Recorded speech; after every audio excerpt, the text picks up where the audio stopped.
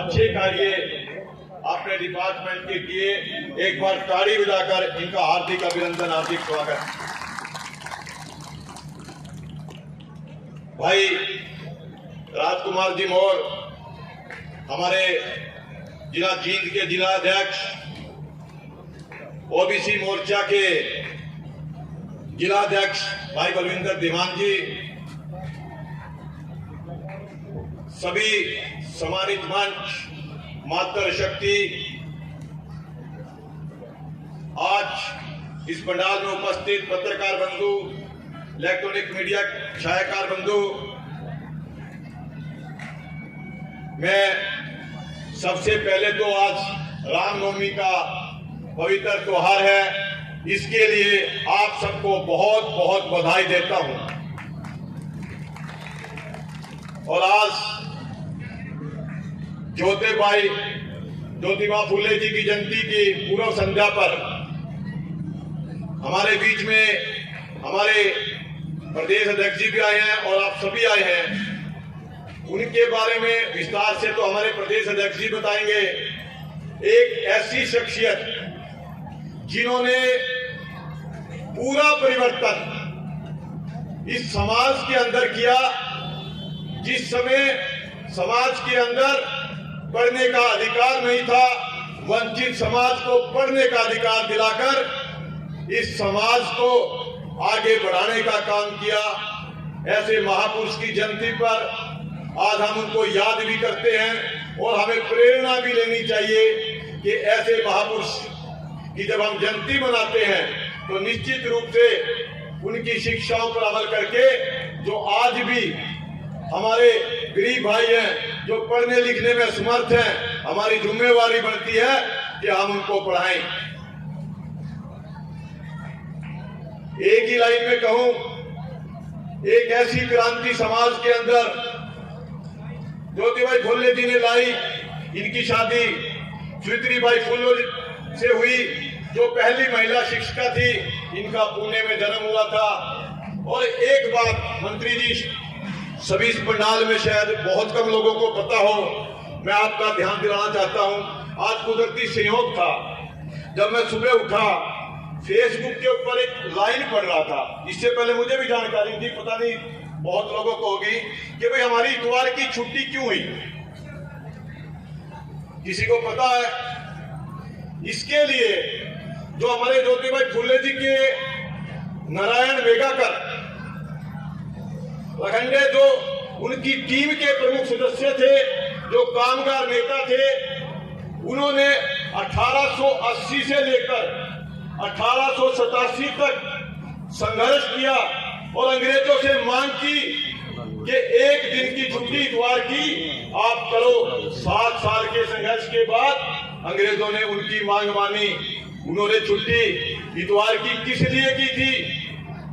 उन्होंने ये नहीं कही थी कि पिकनिक मनानी है, उन्होंने कही थी जिस समाज के दम के ऊपर आप आगे बढ़ रहे हो, एक दिन आप उस वंचित समाज के लिए, उनकी गरीबी के लिए, उनके उत्थान के लिए, उनकी शिक्षा के लिए, उनको आत्मनिर्भर बनाने के लिए हमारी जिम्मेवारी बनती है कि हम उस एक दिन इतवार का सदुपयोग उस वंचित समाज के लिए करें। बहुत बड़ी क्रांति उस 1827 से लेकर 1890 का युग। कल्पना करो जब आज की स्थिति और उस समय की स्थिति क्या रही होगी। बहुत विरोध हुआ, लेकिन उस दंपत्ति ने उस विरोध के त्याग कर भी ऐसा काम किया जो आज भी ऐसे महापुरुष को हम नमन कर रहे हैं। और आज देश के यशस्वी प्रधानमंत्री जी, जो आजादी का 75वां अमृतसर महोत्सव चल रहा है और पूरे देश के अंदर जो हम जयंती मना रहे हैं, इसी जयंती के तहत महापुरुषों को याद कर रहे हैं।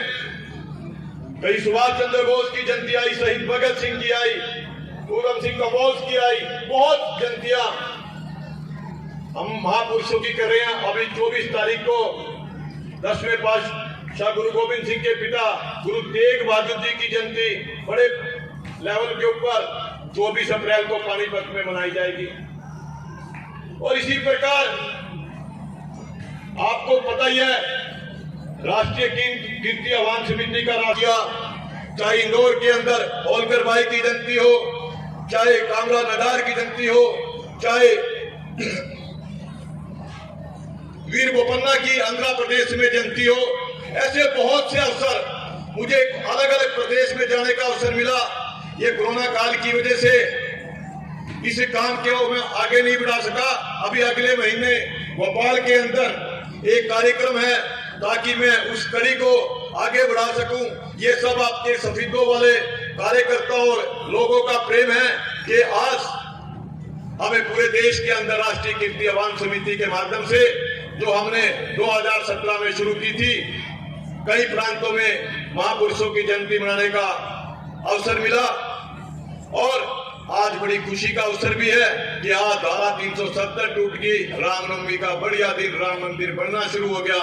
और इतने काम मोदी जी ने करे, और मनोहर लाल जी का एक ही काम है कि अंत वाले व्यक्ति की सबसे मदद, पहले मदद। उन्होंने तो एक ही बात कही, मुख्यमंत्री मनोहर लाल जी ने, कि मैं तो शुरू भी गरीब व्यक्ति से करना चाहता हूं। अंत्योदय का मतलब है भाई सबसे जो गरीब परिवार है उसकी पहले मदद। समय बहुत ज्यादा हो गया, मेरे बाद और भी वक्ताओं ने बोलना है। मैं तो एक ही आपसे प्रार्थना करता हूं कि आप इतनी संख्या में सीजन में आए, इसके लिए भी मैं आपका बहुत बहुत धन्यवाद करता हूं। आपने मेरी बात ध्यान से सुनी। जय हिंद, जय भारत। और उन्होंने गुस्से में उस मारुति कार का कई बार चालान करवाया, ताकि जो है इसको पता चल जाए कि पुलिस वालों की भी कोई हैसियत होती है। और उस गैस एजेंसी की मालकिन जो उन्होंने बाल विवाह का विरोध किया था, क्योंकि वो शास्त्र के ज्ञाता थे। शास्त्रों में जिस प्रकार से लिखा हुआ था, उसके आधार पर उन्होंने कहा कि कच्ची उम्र में शादी नहीं होनी चाहिए। और उन्होंने बाल विवाह का जिस प्रकार से विरोध किया और लोगों को शिक्षित करने का काम किया, उसका परिणाम भी आया कि लोग इस बात को समझने लगे कि छोटी उम्र में बच्ची की शादी नहीं करनी चाहिए। जब तक उनको पूरी समझ नहीं आती, सामाजिक समझ नहीं आती, तब तक उनकी शादी नहीं होनी चाहिए। और महात्मा ज्योतिबाई फुले ने न केवल महिलाओं के लिए, न केवल दलित और कुचले लोगों के लिए, बल्कि उस समय किसानों के लिए भी उन्होंने बहुत काम किया। किसानों की बहुत सी समस्याओं को लेकर के उन्होंने समय समय पर बहुत आंदोलन किए। और उस आंदोलन का एक ऐसा असर पड़ा कि उस समय की अंग्रेजी सरकार ने कृषि कानून लगा करके किसानों को लाभ देने का काम उस समय उस सरकार ने किया था। वो इसलिए किया था कि महात्मा ज्योतिबाई फुले ने किसानों को इकट्ठे होकर के जो आंदोलन चलाया था, उसके आगे जो अंग्रेजों की सरकार थी उसको झुकना पड़ा, और उन्होंने किसानों को वो अधिकार देने पड़े। तो इस सरकार के महात्मा ज्योतिबाई फुले, जिन्होंने पूरे के पूरे समाज को जागृत करने का काम किया, बहुत सी ऐसी समस्याएं